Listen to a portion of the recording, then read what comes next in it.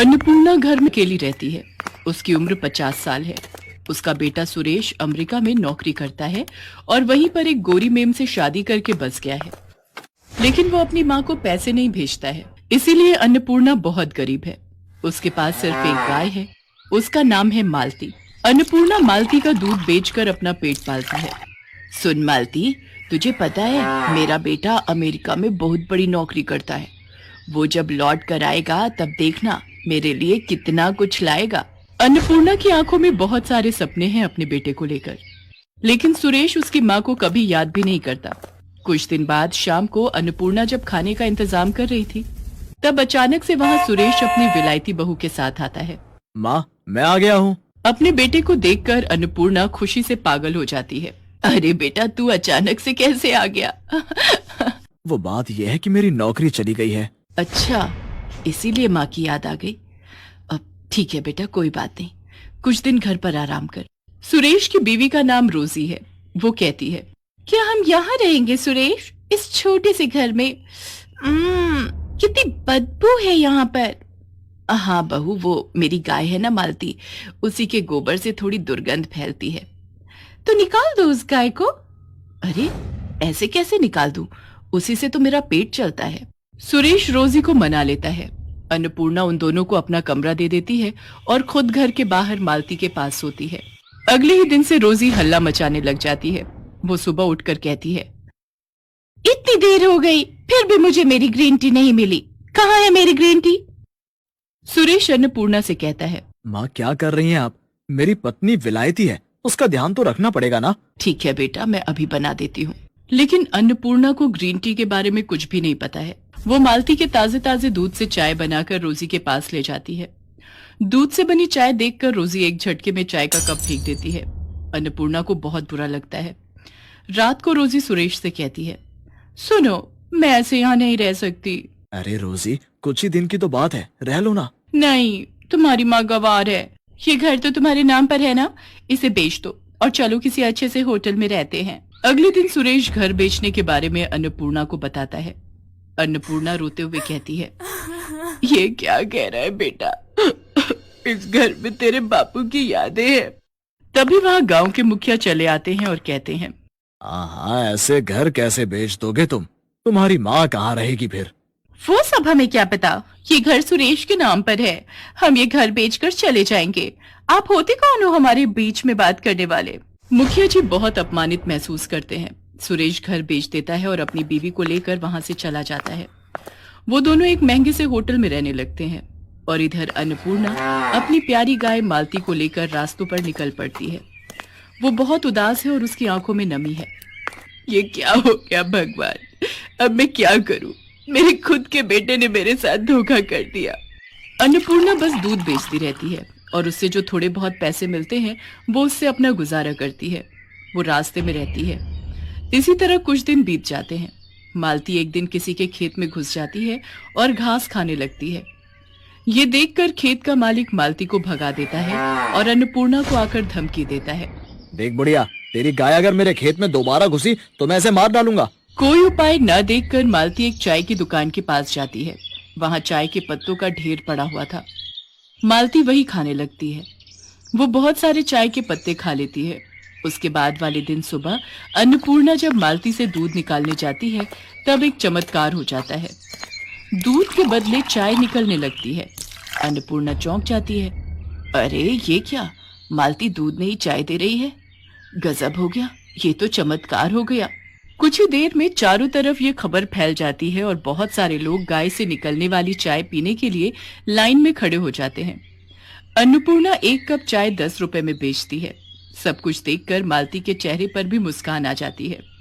चारों तरफ हड़बड़ी मच जाती है। वाह, ये चाय तो कितनी स्वादिष्ट है, मुझे एक और कप दो। मुझे भी दो, इस बोतल में भी दो, मुझे घर ले जाना है। अन्नपूर्णा पूरा दिन चाय बेचती है। इस तरह एक दिन में वो हजारों रुपए कमा लेती है। हे भगवान, आपका लाख लाख शुक्र है, आपकी वजह से ये चमत्कार हो पाया है। मालती भी अपनी भाषा में भगवान को धन्यवाद देती है। कुछ महीने ऐसे ही चाय बेचकर अन्नपूर्णा बहुत अमीर हो जाती है और वो रहने के लिए शहर में एक घर खरीद लेती है। चाय बेचने के लिए एक दुकान भी खरीद लेती है और घर के बाहर एक खुली जमीन भी खरीद लेती है। ताकि मालती आराम से टहलते हुए घास खा सके। ऐसे ही खुशी खुशी दिन बीतने लगते हैं, लेकिन उस तरफ सुरेश को कोई नौकरी नहीं मिल पाती है। अब क्या होगा रोजी, मुझे नौकरी नहीं मिल रही है और घर बेचकर जो पैसे मिले थे वो भी खत्म होने को हैं। अब हम इस होटल में भी नहीं रह सकते। ये सुनकर रोजी गुस्सा हो जाती है और कहती है, तो फिर तुमने मुझसे शादी क्यों की? गरीब भिखारी कहीं के। शादी से पहले तो कितना कुछ बोलते थे, मगर अब एक होटल का भाड़ा भी नहीं दे सकते। तुम रहो अकेले, मैं जा रही हूँ। जा रही हूँ मतलब? तुम मुझे अकेला छोड़कर कैसे जा सकती हो? मैं एक बेरोजगार इंसान के साथ नहीं रह सकती।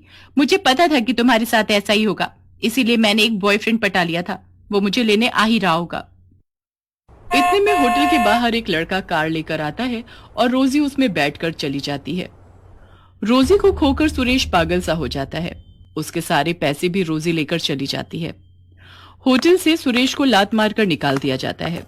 सुरेश अपने ही मन में कहता है, अब मैं क्या करूं? माँ के पास लौट जाऊं? नहीं नहीं, मैं माँ को अपना चेहरा कैसे दिखाऊं? सुरेश पागलों की तरह रास्तों में घूमता रहता है और भीख मांगकर अपना पेट पालता रहता है। एक दिन घूमते घूमते उसे चाय देने वाली गाय के बारे में पता चलता है, लेकिन उसके पास पैसे नहीं हैं। वो लाइन में खड़ा हो जाता है और अपनी बारी आने पर कहता है, क्या आप मुझे एक कप चाय दे सकती हैं? मुझे बहुत तेज भूख लगी है, लेकिन मेरे पास पैसे नहीं है। सुरेश को देखकर अन्नपूर्णा तुरंत पहचान लेती है। अरे बेटा तू? माँ आप? अन्नपूर्णा सुरेश को गले लगा लेती है और रो पड़ती है। सुरेश भी रो पड़ता है। वो अपनी माँ को सब कुछ बताता है।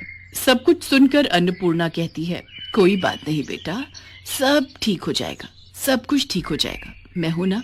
माँ, मैंने आपके साथ बहुत बुरा किया, क्या आप मुझसे गुस्सा नहीं हो? एक माँ कभी अपने बेटे पर गुस्सा रह सकती है क्या? आजा बेटा, ये सब कुछ तेरा ही तो है। हमेशा याद रखना बेटा, माँ तो माँ ही होती है। माँ जैसा प्यार इस दुनिया में कोई नहीं कर सकता। सुरेश रोते हुए फिर से अपनी माँ को गले लगा लेता है। इसके बाद से सुरेश और अन्नपूर्णा मिलकर चाय बेचने लगते हैं। माँ बेटा मिलकर बहुत खुश रहते हैं। सुरेश को माँ की ममता और प्यार की कीमत पता चल जाती है और मालती खुशी खुशी चाय देकर इस परिवार का हिस्सा बनी रहती है।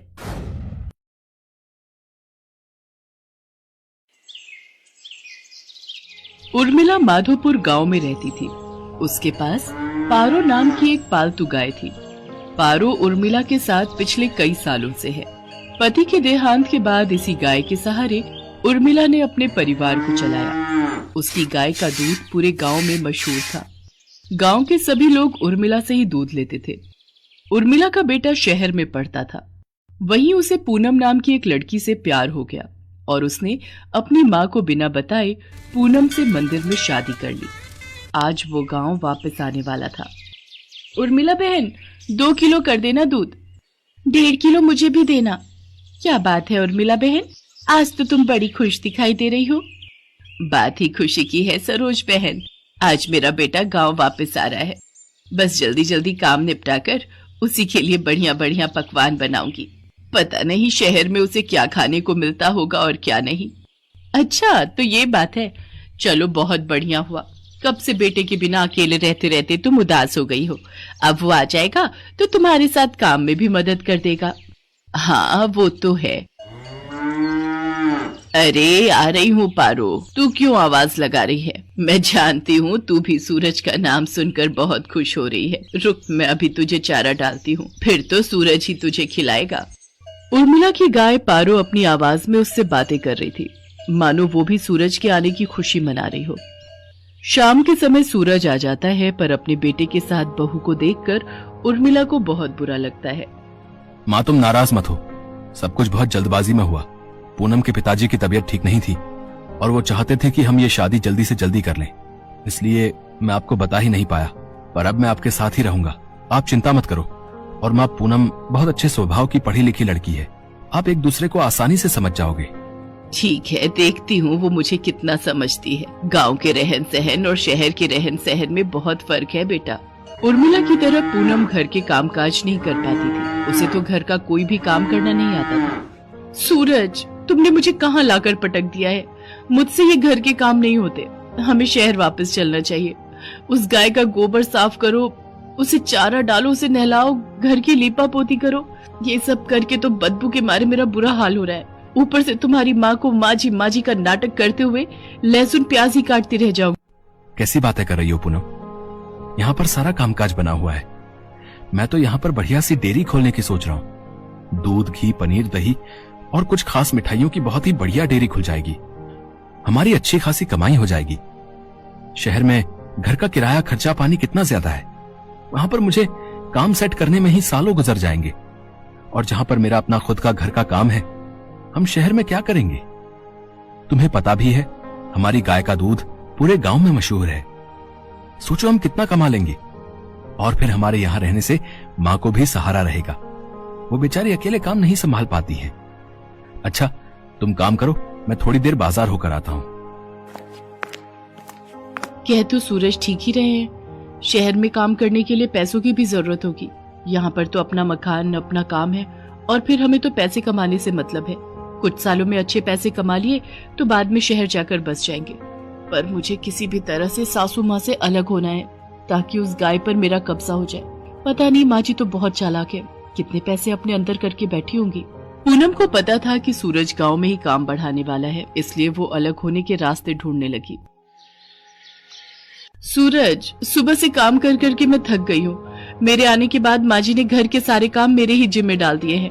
गाय को नहलाना, धुलाना, गोबर साफ करना, चारा डालना, सारी देखभाल तो मैं करती हूँ। और दूध बेचने के टाइम पर माँ जी गल्ला लेकर तख्त पर खुद बैठ जाती हैं। ऐसे थोड़ी होता है। मैं अब और बर्दाश्त नहीं कर सकती। जब मैं इतना काम कर रही हूँ तो फिर मैं अलग ही रहूंगी। मुझे माँ जी के साथ नहीं रहना। और हाँ, उस गाय पर मेरा हक है। मुझे तो बस बंटवारा चाहिए, गाय का बंटवारा। पूनम इतनी जोर जोर से चिल्लाकर ये बात कह रही थी कि उसकी बात उर्मिला के साथ साथ पड़ोसियों ने भी सुन ली और सब वहाँ आ गए। बहू, बंटवारा? वो भी मेरी पारो का? मेरे जीते जी ऐसा कभी नहीं होगा। और तुम जानती ही क्या हो पारो के बारे में? उसे मैंने बहुत प्यार से पाला है, उसकी देखभाल की है। तुम मेरी पारो को एक दिन भी रख कर तो दिखाओ, वो तुम्हारे साथ एक दिन भी नहीं रहेगी। हाँ हाँ, इस गाय की देखभाल मैं कर लूंगी, आप उसकी चिंता मत करो। पर एक शर्त है, आप बीच में दखलंदाजी नहीं करोगी। मैं जैसी मर्जी गाय की देखभाल करूं, आप उससे दूर रहोगी। सूरज, अगर आज बंटवारा नहीं हुआ तो मैं तुम्हें छोड़कर शहर चली जाऊंगी। माँ, अगर पूनम चाहती है तो आप उसे गाय दे क्यों नहीं देती? उसे एक बार कोशिश करने तो दो। कहीं ऐसा ना हो आप दोनों के झगड़े में मेरी शादीशुदा जिंदगी खराब हो जाए। सूरज बेटा, एक माँ कभी नहीं चाहती कि उसके बच्चों का घर खराब हो। अगर बहू की यही इच्छा है तो आज से मैं अपनी पारो बहू के हवाले करती हूँ। उर्मिला बहन, इतने सालों से हम देख रहे हैं पारो को तुमने बहुत लाड प्यार से पाला है। कहीं ऐसा ना हो बंटवारे के चक्कर में एक निर्दोष जानवर परेशान हो जाए। सब गांव वाले भी क्या समझाते। पूनम तो बंटवारे की जिद पर अड़ गई थी और ऐसा ही हुआ। गाय अब पूरी तरह से पूनम के हवाले थी। सूरज गांव में डेयरी खोलने की व्यवस्था के काम से शहर चला जाता है। पूनम तो आलसी थी, उसने गाय के प्रति लापरवाही दिखाना शुरू कर दिया। वो सुबह उठकर ना तो गाय का गोबर साफ करती थी, न उसे नहलाती धुलाती थी और न ही उसे समय पर चारा देती थी। इसी कारण गाय के आसपास बदबू फैलने लगी और मक्खियां, मच्छर, कीड़े मकोड़े आने लगे। गाय को समय पर चारा नहीं मिलता था, वो कमजोर हो गई। पूनम सारा दिन सोती रहती और खाती पीती रहती। गाय ने दूध देना भी बंद कर दिया। एक दिन गाय बेहोश होकर जमीन पर गिर गई। ये देखकर पूनम घबरा गई। सूरज उसी समय शहर से आया और वो भी घबरा गया। उसने उर्मिला को आवाज लगाई। उर्मिला दौड़ती हुई अपनी पारो के पास आई और बिलख बिलख कर रोने लगती है। पारो, पारो उठ, देख देख, मैं तुझे आवाज लगा रही हूँ। पूनम, पारो की देखभाल की जिम्मेदारी तुमने ली थी ना, फिर उसका ये हाल कैसे हो गया? मुझे माफ कर दो सूरज, गलती मेरी ही है। मेरे कारण पारो आज इस हालत में है। मैं सचमुच माँ जी की तरह पारो की देखभाल नहीं कर सकी। माँ जी, मुझे माफ कर दीजिए। उर्मिला दौड़कर चारे के पास जाती है और चारे को उठाकर पारो के आगे रखती है। पारो को उर्मिला के स्पर्श का एहसास होता है, वो थोड़ा सा हिलती है। ये देखकर सब खुश हो जाते हैं। उर्मिला अपने हाथों से पारो को चारा खिलाती है। पारो खुशी खुशी ढेर सारा चारा खा लेती है, मानो वो कब से उर्मिला के हाथों से ही चारा खाना चाह रही थी। पूनम को अपनी गलती का एहसास हो जाता है और वो उर्मिला से माफी मांगती है। कुछ दिनों में पारो फिर से ठीक हो जाती है। अब सूरज ने भी गांव में एक बड़ी डेयरी खोल ली थी। धीरे धीरे सब कुछ ठीक हो जाता है और दोनों सास बहू मिलकर पारो की देखभाल करने लगती है। पारो भी अब बहुत खुश थी।